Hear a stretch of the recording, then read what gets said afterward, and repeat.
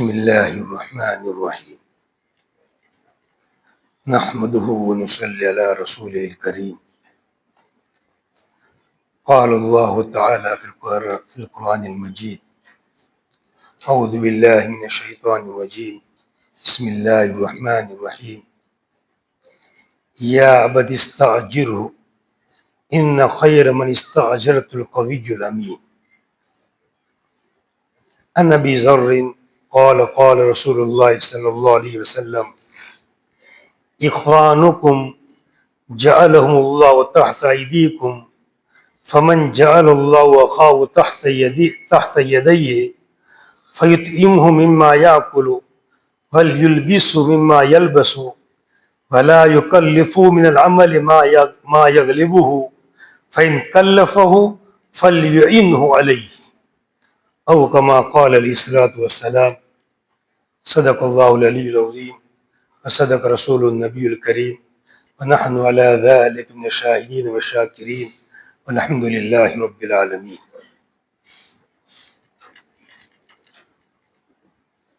محترم عزیز دینی بھائیو،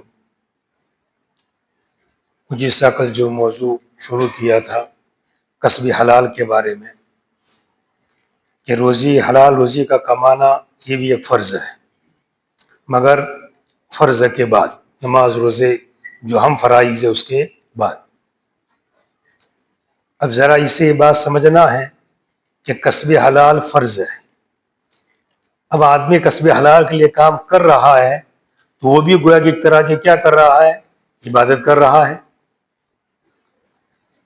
تو کوئی آدمی یہ چاہے کہ میں 24 گھنٹہ پورا وقت اپنا کس میں گزاروں، عبادت میں گزاروں، تو آسانی سے گزار سکتا ہے۔ دکان کھول کے بیٹھا ہے، نیت کیا کر رہا ہے، میں اس لیے دکان کھول کے بیٹھا ہوں تاکہ میرے گزر بسر کا انتظام ہو جاوے، میری بیوی کے گزر بسر کا انتظام ہو جاوے، میرے بچوں کا گزر بسر کا انتظام ہو جاوے۔ تو کاروبار میں اس کو کیا ملے گا، نیت کر کے بیٹھ جاوے، بس یہ میرا مقصد یہ ہے۔ مال کمانا خالی مقصد نہیں ہے، مال کو بڑھانا مقصد نہیں ہے، میری حاجت کو پورا کرنا۔ کاشتکاری کر رہا ہے، کھیتی باڑی کر رہا ہے، نیت یہ کر رہا ہے تاکہ میرا گزر بسر بھی چلتا رہے، میری بیوی کا گزر بسر، میرے بچوں کا گزر بسر چلتا رہے۔ کاشت کر رہا ہے اور کاشتکاری کے اندر بھی کیا مل رہا ہے، ثواب مل رہا ہے۔ ملازمت کر رہا ہے، وہاں بھی یہ نیت کر رہا ہے ملازمت کے اندر بھی کہ میں اس لیے ملازمت کر رہا ہوں تاکہ میرا گزر بسر چلے، مجھے کسی کے سامنے ہاتھ لمبا نہ کرنا پڑے۔ اب آدمی ملازمت کر رہا ہے اور ثواب بھی کما رہا ہے۔ رات کو سوئے، سنت کے مطابق سوئے، نیت کر کے سوئے، اس لیے میں سو رہا ہوں تاکہ کل صبح عبادت کے اوپر طاقت ملے اور کاروبار پر جو مجھے جانا ہے اس کے لیے مجھے سہولت ملے، نیت کر لے۔ تو رات کا سونا بھی کیا بن گیا، عبادت بن گیا، اور سنت کے مطابق جو دعائیں مسنون ہیں وہ دعائیں پڑھ کے سوئے تو سونا بھی کیا بن گیا، عبادت بن گیا۔ تو اگر کوئی آدمی یہ چاہتا ہے کہ میں 24 گھنٹے کس کے اندر گزاروں، عبادت کے اندر گزاروں، تو بس نیتوں کا مسئلہ ہے۔ نیت آدمی اپنی کیا کر دے ہوئے، صحیح کر دے ہوئے۔ جو عبادت کی چیزیں ہیں وہاں تو ہم نیت کرتے ہی ہیں، نماز پڑھتے ہیں تو نیت کے بغیر نماز ہوگی نہیں، ہم نیت کرتے ہی ہیں۔ اگر جو کام مباحات ہے، کھانا مباح کام ہے، وہ ضروری ہے نہیں، نبی آدمی کھاوے کوئی مسئلہ نہیں ہے، ہاں مگر اتنی دیر نہ کر دے ہوئے کہ آدمی کمزور ہو جاوے۔ کچھ وقت نہیں کھایا کوئی فرق نہیں پڑتا ہے، باقی بالکل چھوڑ دیا کہ عبادت نہیں کر سکتا ہے، چل نہیں سکتا ہے، یہ تو اس کے لیے اجازت نہیں ہے۔ کھانا بھی اس کے لیے کیا ہے، ضروری ہے۔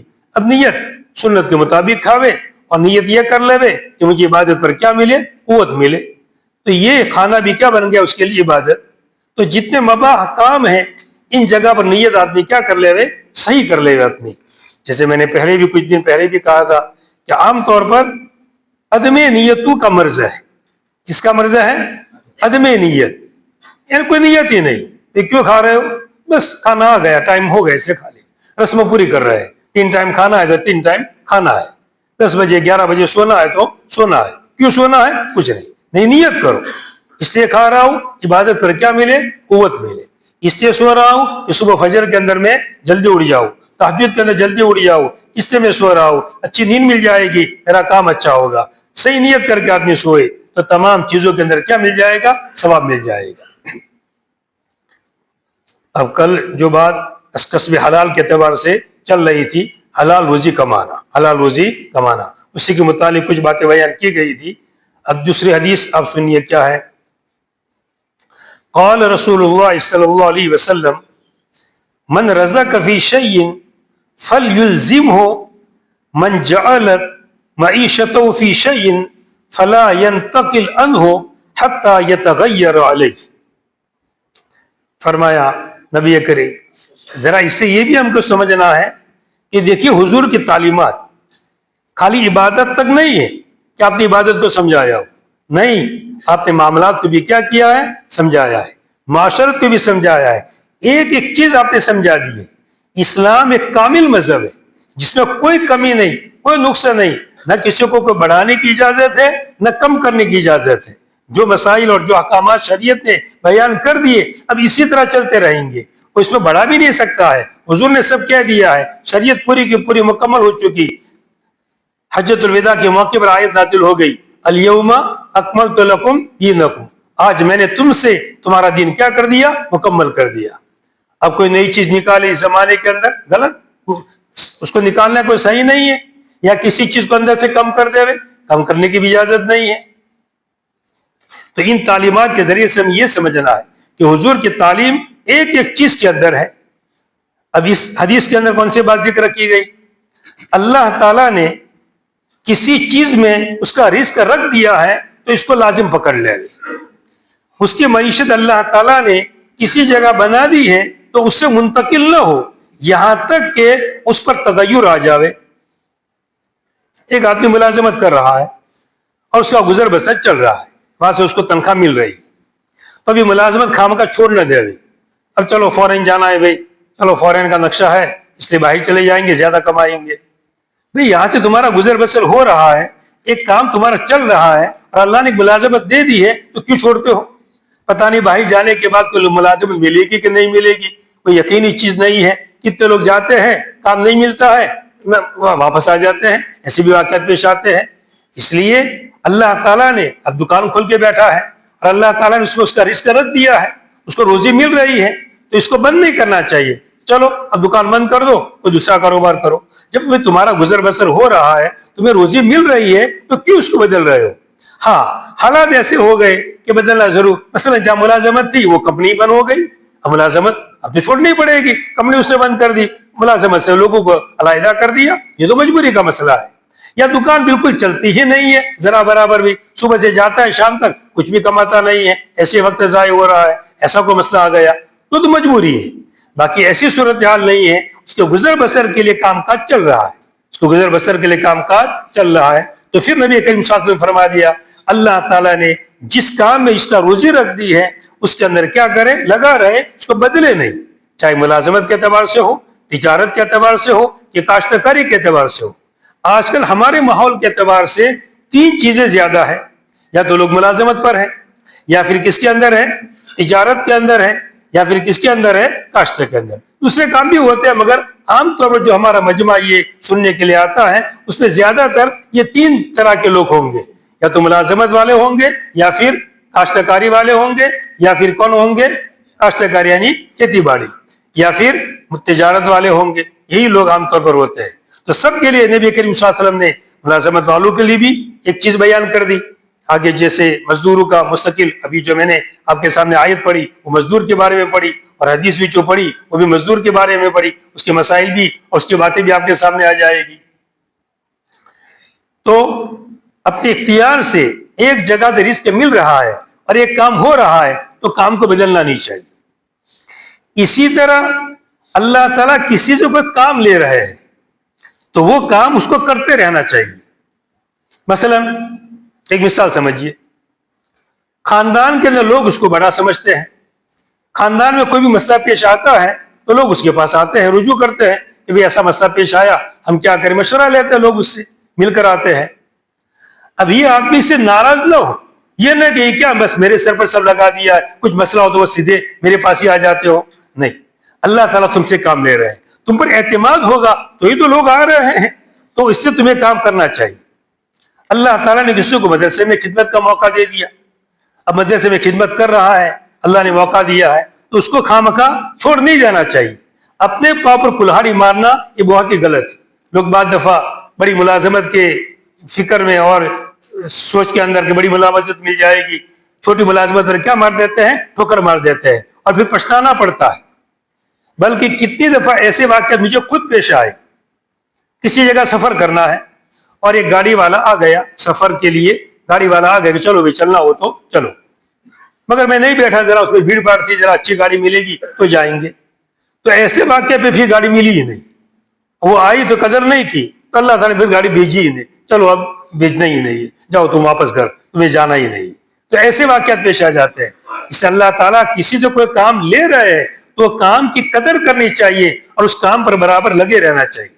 اب جیسے اللہ تعالیٰ ہم سے کام لے رہے ہیں، اب یہ خانقاہ میں آتے ہیں، ایک بات ہوتی ہے، نصیحت کی بات ہوتی ہے، تو ہم کہ بھئی یہ تو قربانی دینی پڑتی ہے، رات کا یہ مسئلہ ہے، چلو زور آتا ہے چلے جاوے، کون یہ کرتا ہے؟ نہیں. جب اللہ نے کام پر لگا دیا ہے تو اس کام پر کو کیا ہے؟ کرتے رہنا چاہیے. آپ لوگ بھی ماشاءاللہ سننے کے لیے آتے ہیں، مجمع بھی سننے آتا ہے اور اللہ تعالیٰ توفیق دیتے ہیں، ہر ایک ماشاءاللہ آتا ہے سننے کے لیے، تو یہ بھی اللہ کی طرف سے توفیق مل گئی ہے. تو اس کی کیا کرنی چاہیے؟ قدر کرنی چاہیے. کتنوں کو توفیق نہیں ملتی ہے اور کتنوں کو کیا مل جاتے توفیق. تو کوئی بھی چیز اللہ تعالیٰ کام لے رہے ہیں اس کام کو چھوڑنا نہیں چاہیے، وہ کام کرتے رہنا چاہیے. اچھا، اب کل میں نے ایک آیت بھی پڑھی تھی، ایک آیت کی تفسیر کر دی تھی اور دوسری ایک آیت پڑھی تھی، وَابْتَغِ فِيمَا آتَاكَ اللَّهُ الدَّارَ الْآخِرَةَ وَلَا تَنْسَ نَصِيبَكَ مِنَ الدُّنْيَا وَأَحْسِنْ كَمَا أَحْسَنَ اللَّهُ إِلَيْكَ وَلَا تَبْغِ الْفَسَادَ فِي الْأَرْضِ. یہ آیت کس کے بارے میں نازل ہوئی ہے؟ اصل تو حکم اس کو کس کو سنایا گیا ہے؟ قارون کو.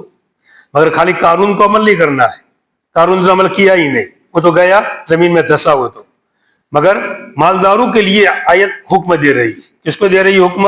جو مال والے ہیں، پیسے والے ہیں، ان کو اللہ تعالیٰ چار باتوں کا حکم دے رہے ہیں. کتنی باتوں کا؟ چار باتوں کا اللہ تعالیٰ ان کو حکم دے رہے ہیں. قارون، اس کا نام تو آپ نے سنا ہوگا، بڑا خزانہ کا مالک تھا. کتنے سارے خزانے اس کے پاس تھے کہ اس کی چابیاں اٹھانا بھی ایک جماعت کے لیے کیا ہو جاتی تھی؟ مشکل. خالی چابیاں اٹھانا ہو تو جماعت چاہیے. اب خزانہ، اس سے اندازہ لگا لو کتنا بڑا خزانہ ہوگا. مگر موسیٰ علیہ السلام نے اس کو نصیحت کی کہ اللہ کے واسطے خرچ کر. اس کو بات سمجھ میں نہیں آئی، اللہ کے واسطے خرچہ نہیں کیا. نتیجہ یہ ہوا کہ اس کو زمین کے اندر کیا کر دیا گیا؟ دسا دیا گیا. اور وہ روزانہ دستا رہتا ہے اور قیامت تک دستا ہی رہے گا. قد آدم کے برابر، قد آدم کے برابر تھوڑا تھوڑا تھوڑا وہ دستا رہتا ہے. اور ماں سامان کا اللہ نے اس کو دسایا، ماں سامان بھی اس کے ساتھ دس گیا. اس لیے کہ سامان کے ساتھ اس کو نہ دسایا جاتا، خالی اس کو دسایا جاتا تو کوئی یہ کہتا کہ موسیٰ علیہ السلام مال لینے کے لیے ایسا کیا. موسیٰ علیہ السلام نے اس کا مال لینا تھا اس لیے ایسا کیا، کوئی ایسا سمجھ سکتا تھا. اس سے اللہ تعالیٰ اس کے مال کی بھی کوئی ضرورت نہیں سمجھی، مال کے ساتھ ہی اس کو کیا کر دیا؟ دسا دیا. تو اس قارون کو کچھ صالحین نے، اچھے لوگوں نے، موسیٰ علیہ السلام نے، دوسرے صالحین نیک لوگوں نے اس کو سمجھایا اور اس کو یہ باتیں کہی. اب وہ باتیں ہمیں سمجھنی ہے، وہ باتیں جو بھی مال والا ہے اس کو اپنے اوپر اپنی زندگی میں اس کو لانا ہے. وَابْتَغِ فِيمَا آتَاكَ اللَّهُ، تلاش کر اس چیز میں جو اللہ نے تجھے دیا ہے دار آخرت کو. سب سے پہلے بات سمجھ لے، فیما آتاک اللہ، اس چیز میں جو اللہ تعالیٰ نے دیا ہے. دیکھو، مسلمان اور کافر کا سب سے پہلا فرق، مسلمان اور کافر کا سب سے پہلا فرق، کافر یوں سمجھتا ہے میں نے محنت سے کمایا، میں نے اپنی ہنر سے کمایا، میں نے اپنے دماغ سے کمایا. اور مسلمان یہ سمجھتا ہے کہ اللہ کی طرف سے ملا. یہ سب سے بڑا فرق. اگر کوئی مسلمان یہ سمجھ نہیں رہا ہے تو غلطی پر ہے. اسے اللہ تعالیٰ نے صاف کہہ دیا اس چیز میں جو اللہ تعالیٰ نے تجھے دیا ہے، تو نے نہیں کمایا ہے.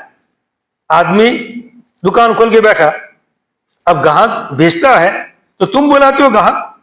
گاہک کون بیچتا ہے؟ اللہ تعالیٰ بیچتے ہیں. جیسے کہ میں نے حضرت مولانا فقیر صاحب کے بھائی مولانا ذکی کا واقعہ بھی پہلے شاید 1-2 سال پتہ نہیں سنایا تھا کہ وہ ان کی کاروبار کیا تھا، ان کا کتابوں کا کاروبار تھا. کس کا کاروبار تھا؟ کتابوں کا. اب ایک دن بہت سخت بارش آ رہی تھی. اب انہوں نے سوچا کہ بارش ہے، جا کر دکان پر کیا کروں گا، گاہک تو کوئی آنے والا نہیں ہے، کوئی اتنی تیز بارش میں کون آئے گا اور کتاب خریدنے کون آئے گا. دوسری چیز خریدنے کے لیے آئے بھی, کتاب کی تو کس کو ضرورت پڑی ہے تو آئے گا خریدنے کے لیے, تو سوچا کہ نہیں جانا ہے. مگر اللہ والے تھے, فوراً دل میں خیال آیا کہ نہیں, میرا کام تو کیا ہے, اسباب اختیار کرنا. میرا کام تو کیا ہے, اسباب اختیار کی دکان کھول کے بیٹھنا. گاہک میں تھوڑا بلاتا ہوں, گاہک تو کون بیچتے ہیں, اللہ تعالیٰ. اللہ والوں سے تعلق تھا, اسے فوراً دل میں دوسرا خیال آیا کہ یہ سوچ غلط ہے, نہ جانا صحیح نہیں, چاہے بارش آ رہی ہے دکان پر جانا چاہیے اور کھول کے بیٹھ جانا چاہیے. گئے چھاتا واتا لے کر اور دکان کھول کے بیٹھ گئے اور قرآن شریف پڑھنا شروع کر دیا. سمجھ میں یہی بات تھی کہ کوئی آنے والا تو ہے نہیں, جب قرآن شریف کھول کے پڑھنا شروع کر دیا. مگر تھوڑی دیر ہوئی, گاہک آنے لگے کتابیں لینے کے لیے.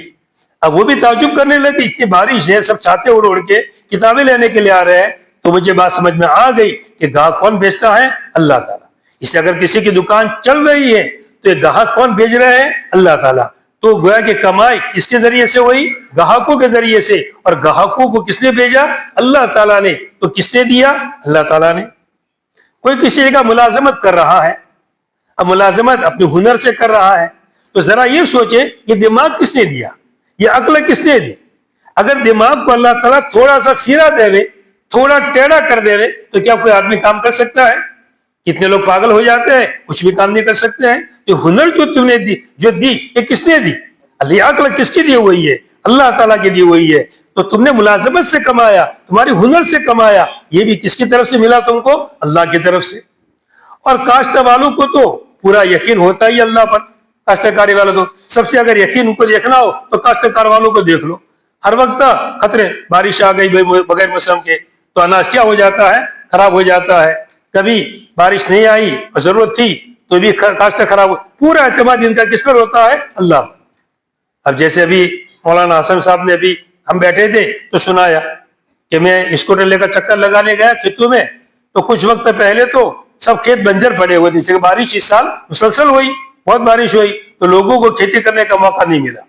اگر کچھ وقت کے بعد گیا تو سب تویر ماشاءاللہ بہت اچھی اچھی کھڑی ہے اور اچھی ہوگی, اور اللہ نے بہت برکت دی. تو اللہ تعالیٰ ایسے ہے کہ پورا ایک دانہ بوتا ہے اور کتنے دانے اس کو دے دیتا ہے. تو یہ سب کس کی طرف سے ملتا ہے, اللہ کی طرف سے. تو یہ بات سمجھنا ہے کہ جو چیز میں کر رہا ہوں اور کما رہا ہوں, یہ مجھے کون دیتا ہے, اللہ تعالیٰ. سب سے پہلے بات یہ سمجھتی ہے. اور تلاش کر اس چیز میں جو اللہ نے تجھے دیا ہے, دار آخرت کو. کیا تلاش کر, تو دار آخرت کو تلاش کر. دار آخرت کو تو کیا کر, تلاش کر. دار آخرت سے کیا مراد, جنت.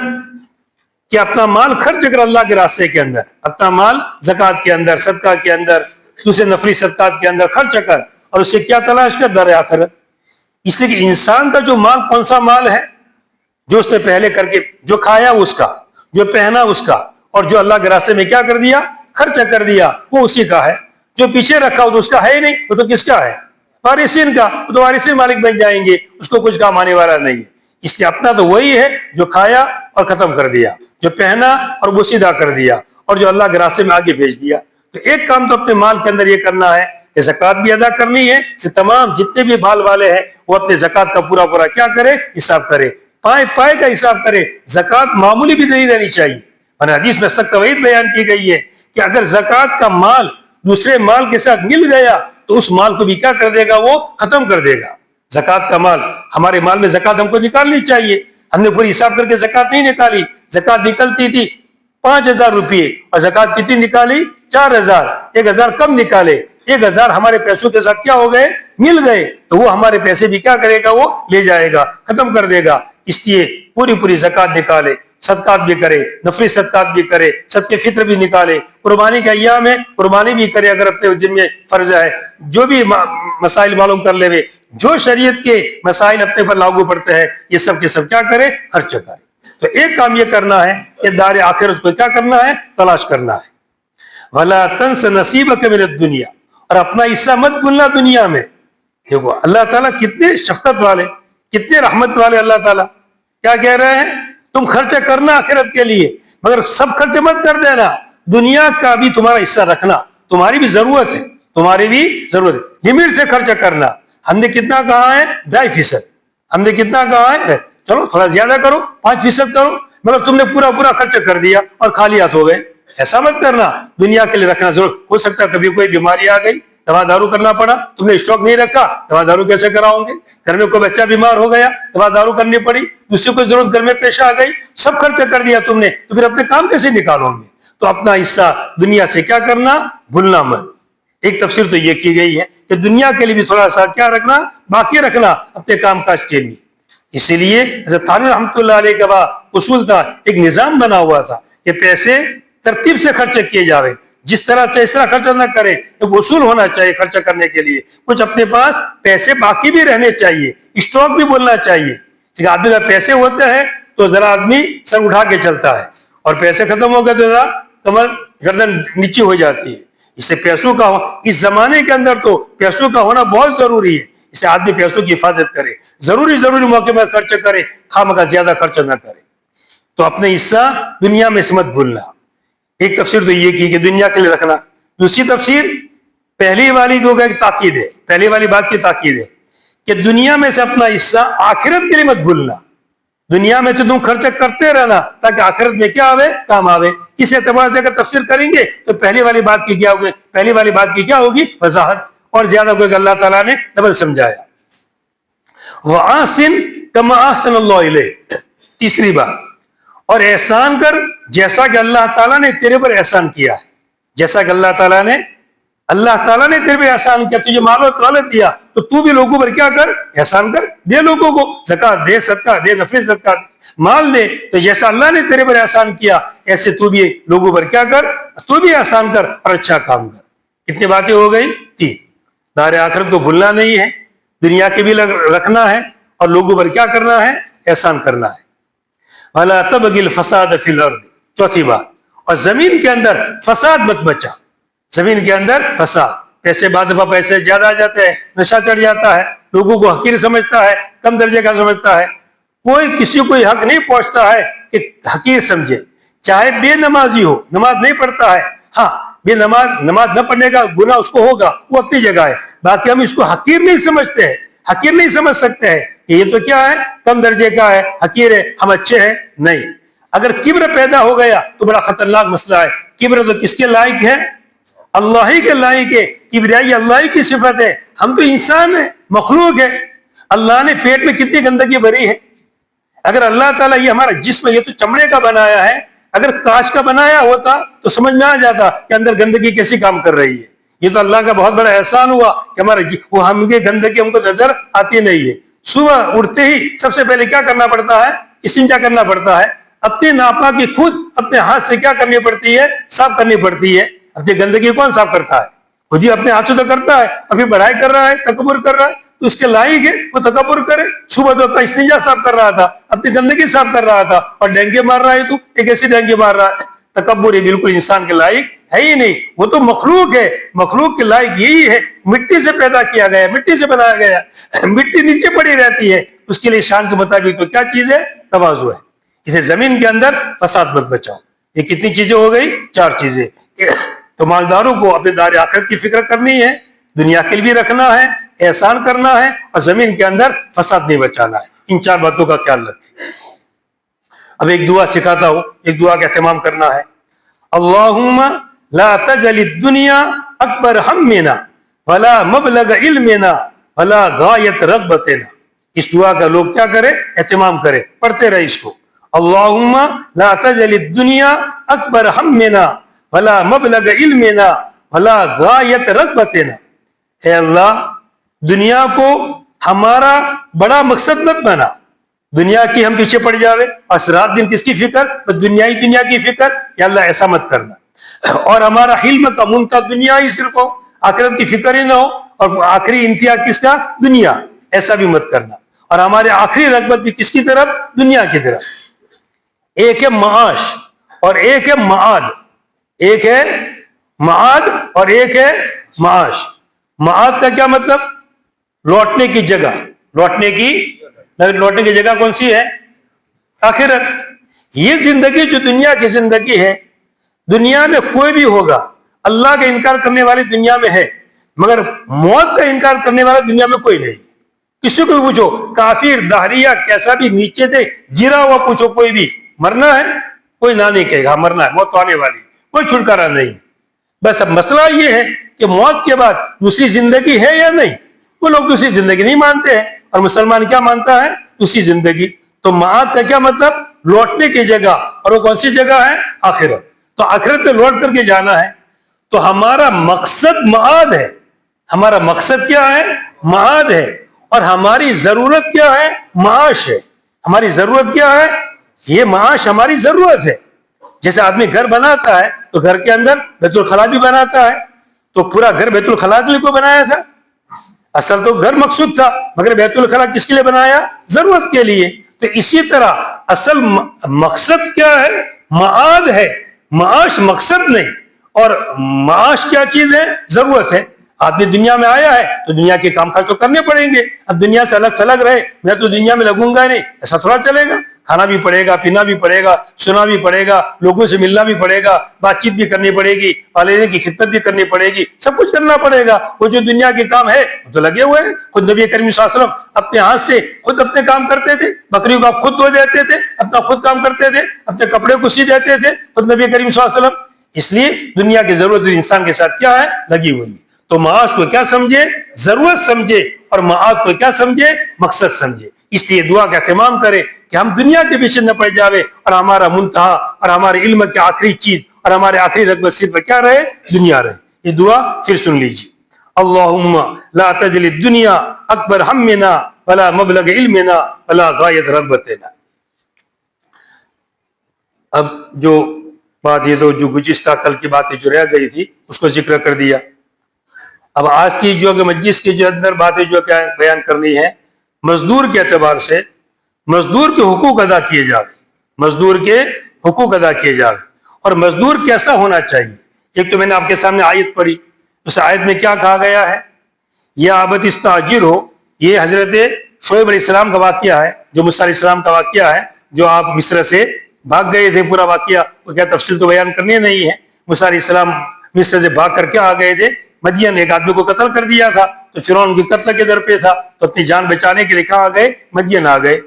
تو مدین آ کر دیکھا کنویں اوپر دو بچیاں کھڑی ہے, پانی نہیں پلاتی ہے, اور باقی سب کیا کرتے ہیں؟ پانی پلاتے ہیں. بچوں کو پوچھا کہ تم کیوں نہیں پانی پلاتے ہو؟ تاکہ سب کے جانے کے بعد ہم بچہ وہ پانی پلائیں گے. تو انہوں نے موسیٰ علیہ السلام نے وہ پتھر پڑا تھا ڈھکا ہوا, اس کو ہٹا دیا اور بچوں کو پہلے پانی پلا دیا, اور پلا کر کے ان کو کیا کر دیا؟ بھیج دیا. وہ چلی گئی, گھر چلی گئی. گھر جانے کے بعد اپنے ابا کے سامنے شعیب علیہ السلام کے سامنے پورا واقعہ بیان کیا. تو پھر اس وقت لڑکے نے یہ کہا, یہ لفظ کلام اللہ میں ہے, اے ابا جان استاجر ہو, آپ ان کو کیا بنا دیجئے؟ اجیر بنا لیجئے. بکری ہم کو چرانے جانا پڑتا ہے, کوئی آدمی گھر پر ہے نہیں, تو یہ آدمی اس کو اجیر بنا دیجئے. موسیٰ علیہ السلام کو اپنے گھر پر رکھ لیجئے تاکہ بکریاں چرانے کا کیا کرے؟ کام کرے. بہترین وہ شخص جس کو کرائے پر لے, اجیر بناوے, القوی الامین. تو مزدور میں دو صفتیں ہونی چاہیے. القوی, مضبوط بھی ہونا چاہیے, کام کر سکے. ڈھیلا ڈھالا ضعیف کمزور آدمی ہے, کیا کر سکے گا؟ کر ہی نہیں سکے گا کچھ. اسے قوی ہونا چاہیے. اور دوسری شرط کیا بیان کی؟ امین, امانت دار ہونا چاہیے, خیانت نہیں ہونی چاہیے. اس لیے ایسا ملازم رکھنا چاہیے کہ جو طاقتور ہو اور امانت دار ہو, خیانت نہ کرے. تو ہم کہیں بھی ملازمت کریں تو اس ملازمت جس کمپنی میں کر رہے ہیں, ہم اس کمپنی کو اپنی کمپنی سمجھے, اس کا نقصان اپنا نقصان سمجھے. اس طرح ہم کام کریں. اگر اس طرح ہم کام کریں گے تو کون کمپنی والا ایسا ہوگا کہ آپ کو نکال دے؟ کبھی ہو سکتا نہیں کہ آپ کو نکالے گا بھی, مگر شرط یہ ہے, لوگ کیا ہے, بس اپنی 6 گھنٹے کی ڈیوٹی بھری, اب بعد میں جو ہونا ہو. ہم کو تحقیق سے پتا چلا اس کا مال خراب ہو رہا ہے, اس کا مال ضائع ہو رہا ہے, تو فوراً سیٹ جو مالک ذمہ دار ہے, ان کا باس ہے, اس کو بتا بھائی تمہاری کمپنی کے اندر یہ نقصان. ہماری ڈیوٹی وہاں نہیں ہے, ڈیوٹی ہماری دوسری جگہ ہے, مگر کسی جگہ نقصان ہو رہا ہے اور ہمارے آنکھوں سے ہم دیکھ رہے ہیں, تو ہمیں اس کے ذمہ دار کو کیا کر دینا چاہیے؟ بتا دینا چاہیے کہ تمہاری کمپنی کے اندر فلاں, میری ڈیوٹی تو وہاں نہیں لگی ہے, مگر میں نقصان دیکھ رہا ہوں, اس لیے تم اس کی کیا کرو؟ تحقیق کرو اور اس کا بند کرو. اس طرح فکر کریں گے تو یہ شرط ہے ملازمت کے اندر آدمی دو چیزیں, امانت داری کے ساتھ کام کرے, پوری ڈیوٹی بجا لاوے. نماز پڑھنے کا جو وقت فارغ کرنا ہے تو وہاں بھی کہہ دے, لوگ کیا کہتے ہیں, ہم کو نماز کا موقع نہیں دیتے ہیں. تو ہمارا بھی تو قصور ہے. ہم یہ کہیں ہم نماز کے لیے آدھا گھنٹہ یا 15 منٹ نکالیں گے تو ہم آدھا گھنٹہ زیادہ بھریں گے, ہم آدھا گھنٹہ کیا بھر کے جائیں گے؟ زیادہ بھر کے جائیں گے. ہم 15 منٹ لگائی تو 15 منٹ زیادہ بھر کے جائیں گے. کون ہوگا کمپنی والا کی اجازت دے دے؟ فوراً اجازت دے دے گا, اس کا تو کوئی نقصان ہوا نہیں, تم آدھا گھنٹہ زیادہ بھر کے جاؤ. یہ تو کیا سوچتے نہیں, وہ 6 گھنٹے کے اندر ہم کو آدھا گھنٹہ کم کرے اور نماز کے وقت ہم کو دے. ایسا کیوں؟ اس نے 6 گھنٹے کی ڈیوٹی لگائی ہے, وہ تو وقت پورا مانگے گا, کیوں کم کرے گا؟ اس لیے ہمیں نماز پڑھنی ہے ہمارے وقت کے اندر, مگر ہم یہ کہہ دے تو انشاءاللہ کوئی بھی ایسا نہیں ہوگا جو آپ کو اجازت نہ دے. سے نماز بھی وقت پر پڑھنی ہے ہمیں ہمارے حساب سے, اور کمپنی والوں سے یا کہیں بھی کام کرتے ہیں کسی جگہ پر بھی تو اس طرح کہہ دے تو انشاءاللہ ہمیں کوئی منع نہیں کرے گا. تو امانت داری سے کام کرنا اور اس کمپنی کو کیا سمجھنا؟ اپنی کمپنی سمجھنا. جیسے کہ میں ایک مدرسے میں گیا, حیدرآباد کے ایک مدرسے میں گیا, تو میں نے مدرسین کے سامنے مدرسین کے سامنے ایک بات کہی. میں نے کہا سب کے سب فکری محتمیم ہیں, سب کے سب فکری محتمیم ہیں, انتظامی محتمیم تو ایک ہے, انتظامی محتمیم تو ایک ہے, مگر فکری محتمیم سب پورے مدرسین فکر سب کرے کہ ہمارا مدرسہ کیسے ترقی کرے. تو کمپنی میں جتنے ملازمین ہیں یہ اپنی کمپنی سمجھے اور یہ کمپنی کیسے ترقی کرے, یہ کمپنی کیسے ایک تو ذمہ داری ہے انتظامی لائن سے, وہ تو ایک ذمہ دار رہے گا, سب تھوڑے ذمہ دار بنیں گے, سب ذمہ دار بنیں گے تو کام ہی کیسے چلے گا, کام ہی بیکار ہو جائے گا. تو انتظامی لائن سے ذمہ دار دے, مگر ہماری کمپنی ترقی کرے اس کے لیے تمام ملازمین کیا ہو؟ فکر مند ہو کہ ہماری کمپنی آگے بڑھے, ہماری دکان آگے بڑھے, ہماری تجارت آگے بڑھے, ہماری ہوٹل آگے بڑھے. تو یہ جب سب فکر کریں گے تو پھر یہ جو ملازمین رکھنے والا ہے نوکر, اس کو آدمی اچھی طرح رکھے گا کہ جب میری اتنی فکر کرتا ہے تو کیوں میں اس کو جانے دوں. کبھی تنخواہ اگر بڑھانی ہوگی بڑھائے گا بھی مگر جانے نہیں دے گا. ایسے اچھے ملازمین ہوتے ہیں کہ آدمی کبھی ان کو چھوڑنے کے لیے تیار نہیں ہوتا ہے, مگر یہ شرط ہے کہ ہم اپنی چیز سمجھے, اس پرائی چیز نہ سمجھے. ان ابی ذر, ابو ذر رضی اللہ تعالیٰ عنہ سے مروی ہے کہ فرمایا نبی کریم صلی اللہ علیہ وسلم نے, تمہارے بھائی کہ اللہ تعالیٰ نے ان کو تمہارے ہاتھ کے نیچے کر دیا ہے, ملازمین کو تمہارے ہاتھ کے نیچے کر دیا ہے, نوکروں کو تمہارے ہاتھ کے نیچے کر دیا ہے. پہلے زمانے میں کیا چلتے تھے؟ غلاموں سے کام لیا جاتا تھا, غلاموں کو تمہارے ہاتھ کے نیچے کر دیا ہے. آج کل اس کی جگہ پر کون آ گئے ہیں؟ نوکر چاکر ملازمین آ گئے ہیں. بس اللہ تعالیٰ نے اپنے بھائی کو اپنے ہاتھ کے نیچے کر دیا ہو تو اس کو کھلاؤ ان چیزوں میں سے جو تم کھاتے ہو. کھیت کے اندر ملازم ہے, نوکر ہے, ایک تو ایسا ملازم جو وقت پر آیا وقت کام پر چلا گیا, کھانا بانا ہمارے ذمے نہیں ہے, وہ اپنا کھانا کھائے گا گھر جا کر کھائے گا, ساتھ میں جو ڈیوٹی ہے ڈیوٹی بھر کے چلا جائے گا اور کھانا گھر جا کر کھائے گا. اور بعض ملازمین کھیت میں کاشتکار میں ایسے ہوتے ہیں کہ پورا ہم رکھ لیتے ہیں, ہمارے ساتھ ملازم رکھ دیتے ہیں, ہم جو کھاتے ہیں انہیں کو کھلاؤ, ہم اچھا کھاوے تو ان کو بھی کیا کھلاؤ؟ اچھا کھلاؤ. اور ان کو پہناؤ ان چیزوں میں سے جو تم پہنو, جیسا تم پہنو ایسا پہنو. مگر وہ ان ملازمین کے لیے ہے جو ہمیشہ کے لیے ہم نے گھر پر رکھ دیا ہے, ہر وقت ہمارے گھر پر کام کاج کرتے رہتے ہیں, جو خالی ڈیوٹی بھر کے چلے جاتے ہیں ان کا مسئلہ کچھ نہیں. اور ان کو کسی عمل کا مکلف نہ بناؤ جو اس کو مغلوب کر دے. ایسا کام نہ بتاؤ تو کر نہ سکے, ایسا کام نہ بتاؤ جو وہ کر نہ سکے. اور اگر اس کو ایسا کام بتایا تو اس کا تعاون کرو. کاشتکار کھیتی کے اندر ہم نے ملازم کو ذرا بھاری کام بتایا, وہ اکیلا ایک چیز اٹھانی ہے, پتھر اٹھانا ہے, اب وہ اکیلا نہیں اٹھا سکتا ہے, تو ذرا تعاون کرو, اس کا ساتھ دو. ایک طرف دور کھڑے ہیں اور دیکھ رہے ہیں کیا کیسے اٹھاتا ہے, وہ نہیں اٹھا رہا ہے, وہ پریشان ہو رہا ہے, تو تم ذرا اس کا کیا کرو؟ تعاون کرو, اس کا ساتھ دو, تاکہ یہ حدیث میں حکم دیا. یہ کون کہہ رہا ہے؟ نبی کریم صلی اللہ علیہ وسلم کہہ رہے ہیں کہ اس کو ایسے کام کا مکلف مت بناؤ جو نہ کر سکے, اور اگر تم نے ایسا کام بتایا تو ساتھ میں اس کا کیا کرو؟ تعاون کرو.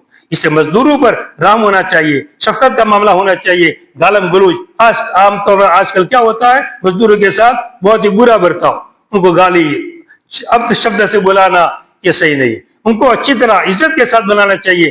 جب ہم اس کو عزت دیں گے تو وہ کام کیسے کرے گا؟ اچھی طرح کرے گا. وہ جیسے ہم ایسا برتاؤ کریں گے وہ کام بھی ایسا کرے گا. ہم نے غلط برتاؤ کیا تو کام بھی ایسا ٹچماری والا ہی کرے گا, اور اچھا برتاؤ کریں گے, اچھی رعایت کریں گے اس کی, تو کام بھی کیسا کرے گا؟ وہ اچھا کرے گا. تو یہ حدیث کے اندر باقاعدہ اس کا کیا دیا گیا ہے؟ حکم دیا گیا ہے. ان نبی ہریرہ رضی اللہ تعالی عنہ ان النبی صلی اللہ علیہ وسلم قال ما بعث اللہ نبیا الا راعی الغنم فقال صابوا وانت فقال نعم كنت ارعى على قراريط لأهل مکہ. فرمایا نبی کریم صلی اللہ علیہ وسلم نے کہ اللہ تعالیٰ نے کسی نبی کو نہیں بھیجا مگر بکریوں کو چرانا، سب نبی نے بکریاں چرائی ہے۔ تو آپ کے صحابہ نے پوچھا انت اللہ کے رسول آپ نے بھی چرائی ہے بکریاں؟ سب نے چرائی تو آپ نے بھی چرائی ہے؟ تو آپ نے کیا فرمایا؟ ہاں میں نے بھی چرائی ہے، میں مکہ والوں کی بکریاں چراتا تھا چند قراتوں پر، کہ چند قرات مجھے دیں گے اور میں ان کی بکریوں کو، مکہ والوں کی بکریاں میں کیا کرتا تھا؟ چراتا تھا۔ ایک ہے اونٹ چرانا اور ایک ہے بکریاں چرانا۔ اونٹ چرانا آسان، اونٹ چرانا سے گردن کتنی لمبی ہے، وہ کہیں سے بھی چارہ کھا لے گا، اور بکریوں کو سنبھالنا ذرا، ایک بکری یہ دوڑے گی ایک یہ دوڑے گی، اونٹ ادھر ادھر نہیں دوڑیں گے اور بکریاں ادھر ادھر بھاگے گی۔ اس سے انبیاء سے کون سا کام لیا گیا؟ اس کو مار بھی نہیں سکتے، اونٹ کو تو مارو بھی تو بھی کوئی فرق نہیں پڑتا ہے، اور بکری کو مارو تو ایک لکڑی مارو گے تو بیچاری شاید ختم ہی ہو جائے گی، برداشت ہی نہیں کر سکے گی۔ تو بکریوں کا سنبھالنا ذرا مشکل ہے، بڑی آدمی کو خبر رکھنی پڑتی ہے، اس کے دماغ کی اصلاح ہو جاتی ہے۔ اس انبیاء سے کیا کام لیا گیا؟ بکریوں کے چرانے کا، کہ بکریاں چرائی سب انبیاء نے۔ حضور سے پوچھا کہ آپ نے بھی چرائی؟ تو کہا میں نے بھی چرائی، مکہ والوں کی بکریاں میں چراتا تھا چند قراتوں پر، کہ مجھے کیا مل جائیں گے؟ چند قرات مل جائیں گے۔ تو ملازمت کرنا، نوکری کرنا، یہ اسے بیان کرنا ہے، یہ کوئی بری چیز نہیں ہے، اس کو یہ نہ سمجھے یہ کم درجے کی چیز ہے، یہ بھی اچھی چیز ہے۔ ان ابی سعید الخدری رضی اللہ تعالیٰ عنہ ان النبی صلی اللہ علیہ وسلم نہا عن استیجار الاجیر حتی یبین له اجرہ۔ دیکھیں ایک ایک بات حضور بتا رہے ہیں۔ حضور نے منع فرمایا ہے اجیر کو کرائے پر لینے سے، مزدور کو کرائے پر لینے سے، یہاں تک کہ اس کے سامنے اس کی اجرت بیان کر دو۔ کھیت میں کچھ کام ہے، گڑھا کھودنا ہے، کھڈا کھودنا ہے، ایک مزدور کو لائے یہ کھڈا کھود دے، پیسے کتنے دیں گے؟ وہ تو دے دیں گے، سمجھ جائیں گے، کچھ بات ہی نہیں۔ اب کتنے دوں گے؟ اب جھگڑا، وہ زیادہ مانگے گا تم کم دوں گے، مسئلہ۔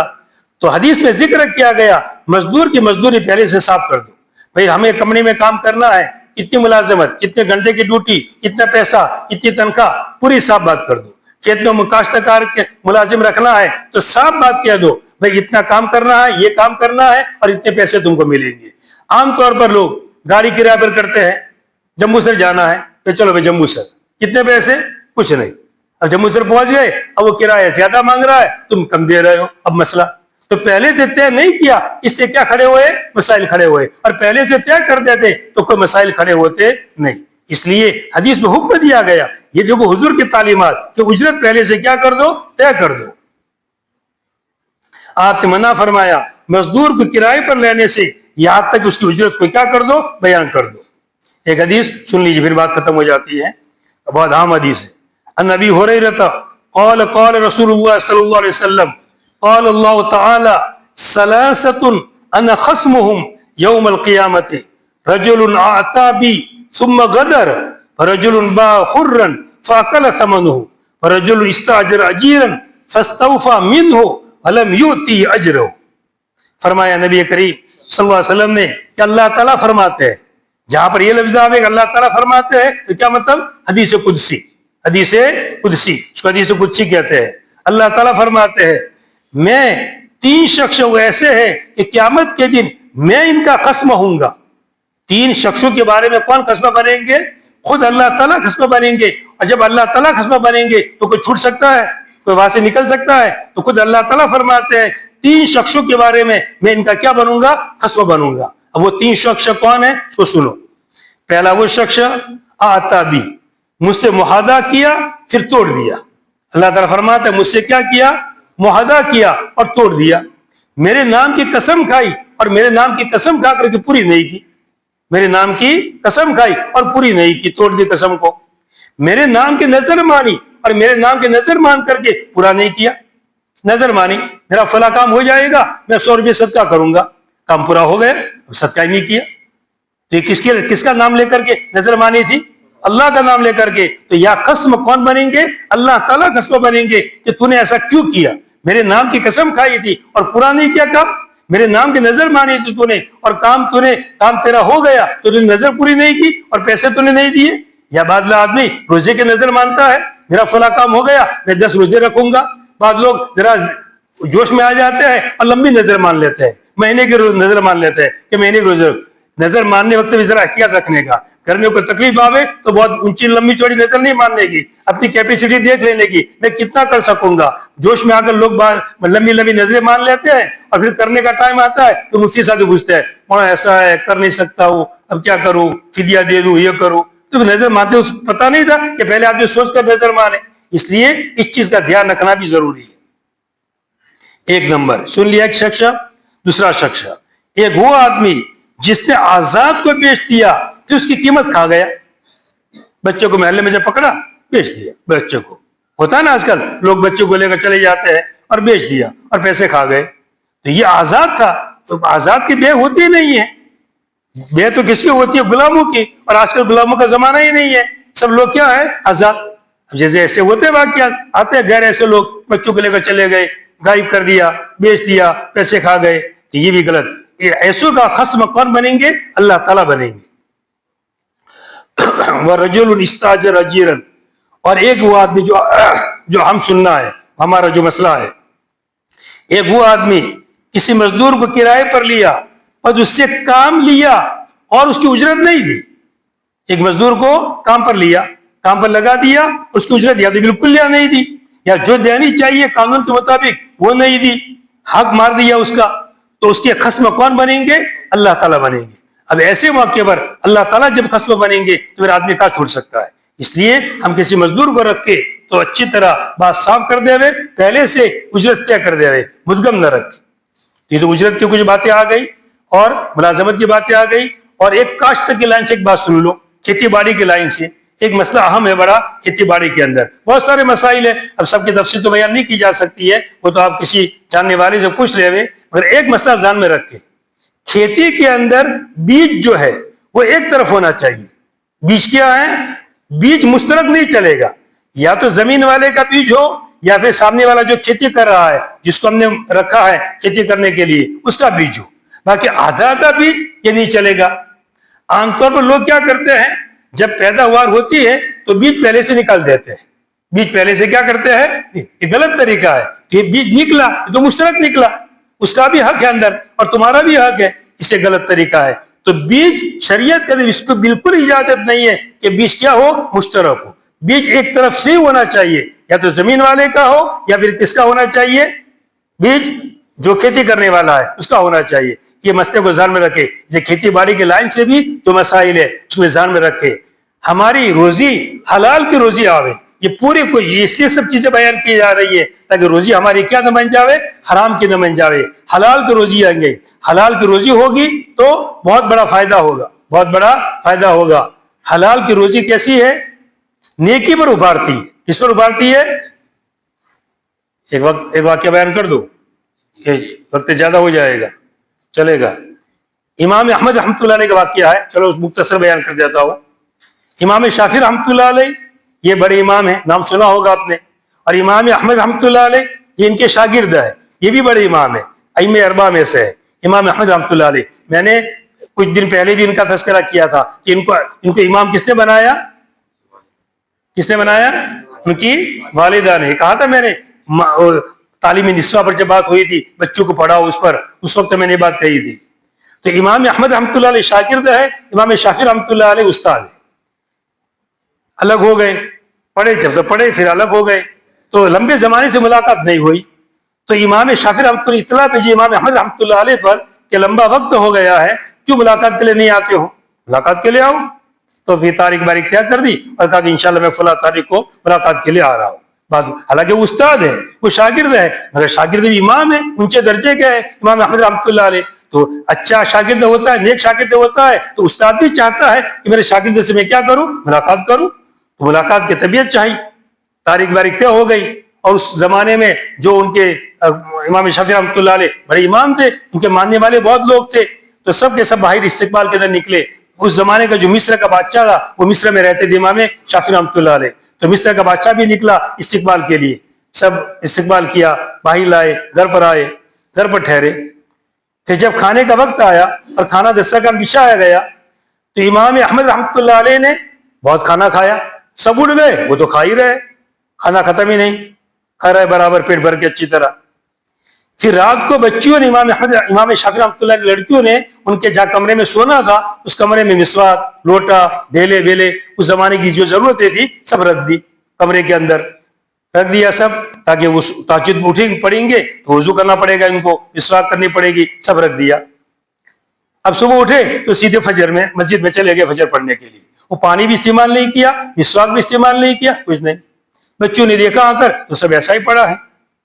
اب بچوں کے دل میں اشکال ہوا، امام شافعی رحمۃ اللہ سے کہا کہ آپ تو کہتے بڑے امام ہے، یہ ہے، بڑی تعریف کرتے تھے، انہوں نے کھانا بیٹھے سب سے زیادہ کھانا انہوں نے کھایا، نہ فجر بغیر وضو کے پڑھ لی، نہ پانی وہ استعمال کیا، نہ کچھ نہیں، نہ تہجد پڑھی، اور ایسے سوتے رہ گئے۔ تم ان کی تعریف کرتے تھے بڑے امام، بڑے امام ہیں۔ تو امام شافعی رحمۃ اللہ علیہ نے امام احمد رحمۃ اللہ علیہ سے پوچھا، کہا کہ بھئی ایسی باتیں ہو رہی ہیں تمہارے بارے میں تو کہ سب سے زیادہ تم نے کھانا کھایا، رات کو تم اٹھے بھی نہیں، تہجد بھی نہیں پڑھی، کیا تم کچھ بگڑ گئے ہو، کچھ فرق پڑ گیا ہے، کیا تبدیلی آ گئی ہے؟ کہا کہ نہیں، کچھ بھی نہیں ہوا ہے۔ سنو میری بات، جب میں کھانے بیٹھا تو ایسی نورانیت اتر رہی تھی کہ جس کو میں دیکھ نہیں سکتا تھا، میں نے دیکھ لیا یہ حلال کھانا ہے اور نورانیت پوری اتر رہی ہے، تو میں نے سوچا جتنا کھاؤ اتنا کم ہے۔ حلال کھانا کبھی نقصان کرتا ہی نہیں ہے، حرام کھانا ہی نقصان کرتا ہے، حلال کھانا نقصان نہیں کرتا ہے۔ میں زیادہ کھاؤں گا تو بھی کوئی نقصان نہیں ہوگا، ابھی نورانیت پتہ نہیں مجھے کب ملے گی، کبھی ملے گی کہ نہیں ملے گی، اس لیے میں نے پیٹ بھر کے کھایا، جو ہونا ہو مگر پیٹ بھرنا ہے برابر، اس لیے میں نے پیٹ بھر کے کھایا۔ حلال روزی تھی، پیٹ میں حلال کھانا گیا۔ میں جب سویا بستر کے اوپر تو نیند بھی سب غائب ہو گئی میری، اور سویا نہیں میں نے 100 مسائل کا استنباط کیا، 100 مسائل کا میں نے کیا کیا، اور ایسے دماغ میں اللہ نے مسائل ڈالے جو آج تک میرے دماغ میں نہیں آئے تھے، ایسے مسائل اللہ تعالیٰ میرے دماغ میں ڈالے۔ اب میرا وضو ٹوٹا ہی نہیں، میرا وضو، میں تو سویا ہی نہیں ہوں، میں تو مسائل کا کیا کر رہا تھا، استنباط کر رہا تھا، سیدھا میں کہاں چلا گیا، فجر کے اندر چلا گیا، اور میرا وضو ٹوٹا ہی نہیں، کوئی مسئلہ ہی نہیں، وضو کرنے کا، استعمال کرنے کا۔ یہ بات بتائی، تو یہ ہے رزق حلال کا فائدہ کہ رزق حلال سے ایسے مسائل کیا ہوتے ہیں، مسمت ہوتے ہیں۔ اس لیے ہم یہ طے کریں آج سے انشاءاللہ کبھی حرام کا ایک لقمہ نہیں کھائیں گے، رزق حلال یہ طے کرے۔ یہ ہر ایک ساتھی، اور اس کا آسان طریقہ ہے، جو آدمی کام کر رہا ہے اس کی تحقیق کر لے، کسی عالم سے پوچھ لے کہ میرا کاروبار صحیح ہے کہ نہیں، میری کاشت کھیتی باڑی ہے تو میری کھیتی باڑی برابر ہے کہ میں اس طرح کرتا ہوں، یہ پوچھ لے۔ ملازمت ہے تو ملازمت کے مسائل جان لے، جو کام کرتا ہے میں نے ملازمت میں 2 اصول بیان کر دیے، چیز اپنی سمجھنے کی اور امانتداری سے کیا کرنے کا، کام کرنے کا۔ یہ اپنے اصول سے کام کرے گا تو انشاءاللہ، ورنہ بوٹی کم بھری اور پیسے پورے لیے تو اندر کیا آ گیا، حرام آ گیا، اندر کیا آ گیا، حرام۔ اس لیے اپنے آپ کو حرام سے بچانا بہت ضروری ہے۔ اللہ تعالیٰ سب کو رزق حلال نصیب فرماوے اور حرام سے اللہ تعالیٰ حفاظت فرماوے۔ یہ حرام کس کی طرح ہے، زہر کی گولی کی طرح ہے۔ حرام کس کی طرح ہے، زہر کی گولی ہے۔ کسی کو پڑی ہوئی تھی راستے میں، پتا نہیں تھا کسی کو کہ زہر کی گولی ہے، اور پی گیا، یہ تو گولی ہے چلو پی جاؤ، تو نقصان نہیں کرے گی؟ اس کو پتا نہیں تھا تو بھی کرے گی، ہاں پتا نہیں تھا تو بھی نقصان کرے گی۔ تو حرام ایسی چیز ہے، پیٹ میں گیا وہ تو آج نہیں تو کل نسل میں نقصان کرے گا، اولاد میں نقصان کرے گا، کہیں نہ کہیں اس کا نقصان آنے والا ہے۔ اس لیے حرام کا لقمہ بڑا خطرناک ہے۔ یہ پہلے میں نے دوسرے روزے کو سود پر بھی تفصیل سے میں نے سمجھایا تھا، اس سے بھی بچنے کی ضرورت ہے، اور حرام ہر چیز سے اپنے آپ کو حرام سے بچانا ہے۔ ہم کوشش کریں گے اللہ تعالیٰ بچا دیں گے۔ دیکھو کوشش ہمارے اختیار میں ہے، توفیق کس سے مانگنا ہے، اللہ سے۔ توفیق کس سے مانگنا ہے، اللہ سے۔ اللہ سے اس کے حلال مانگتے رہے اور کوشش کرتے رہے کہ میرے گھر میں حرام کا کوئی لقمہ نہ آئے۔ اللہ تعالیٰ بچا۔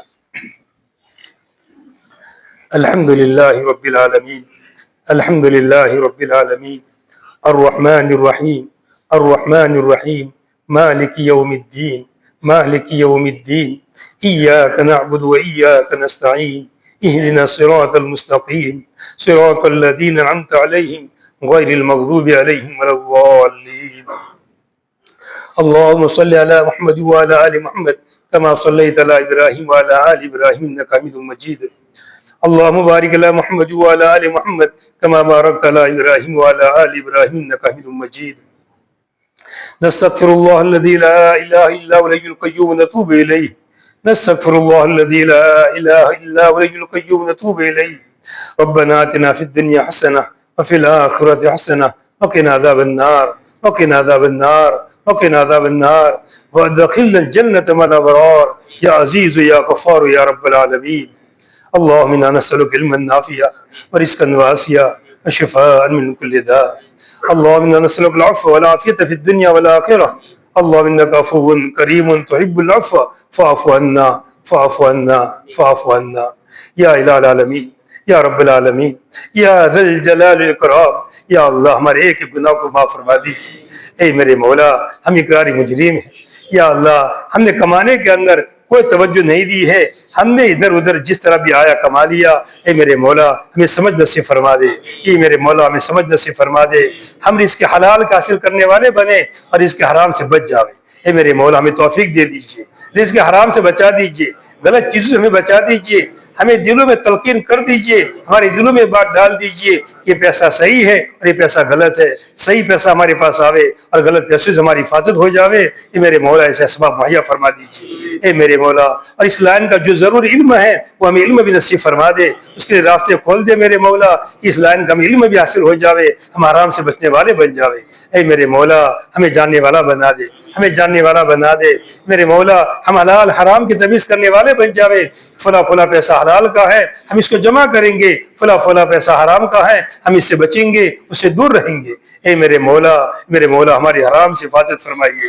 ہمیں ایک فکر پیدا فرما دیجیے کہ ہم روزے کے اندر جس طرح ہم کھانے کے اندر سوچ سمجھ کے ہم کھاتے ہیں کہ اچھی چیزیں کھاتے ہیں جو نقصان دہ چیز ہم نہیں کھاتے ہیں.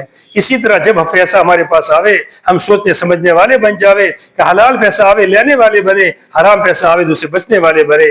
اے میرے مولا ہمیں توفیق دے دیجیے. اور آج تک جو ہم نے کوتاہیاں کی ہے کتنی چیزیں تو ایسی ہے جو ہمیں معلوم ہی نہیں ہے کہ ہم نے کیا اور کیا نہ کیا. یہ میرے مولا ہمیں آپ معاف فرما دیجیے.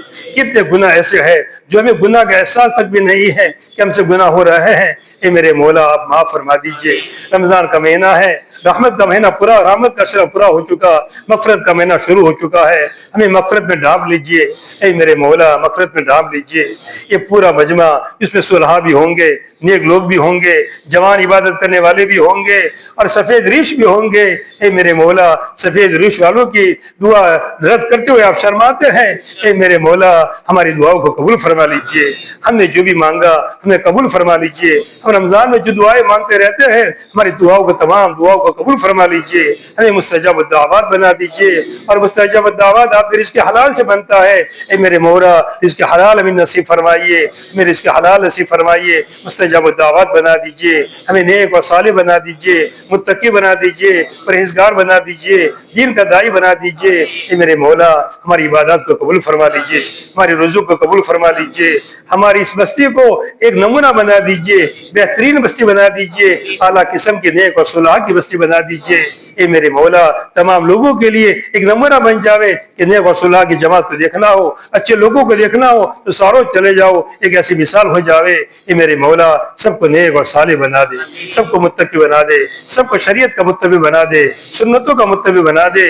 نبی کریم صلی اللہ علیہ وسلم کی ایک ایک سنت پر ہم چلنے والے بن جاوے. ایسے اسباب مہیا فرما دیجیے. اے میرے مولا آپ راضی ہو جائیے. یہ پورا مجمع جو بیٹھا ہوا ہے ہر ایک کے دل میں جائز مقاصد ہوں گے. آپ بہتر جانتے ہیں کہ ان کے دل میں کیا کیا جائز مقاصد ہے. سب کے جائز مقاصد کے پورا ہونے کے لیے غائبانہ صورتیں پیدا فرما دیجیے.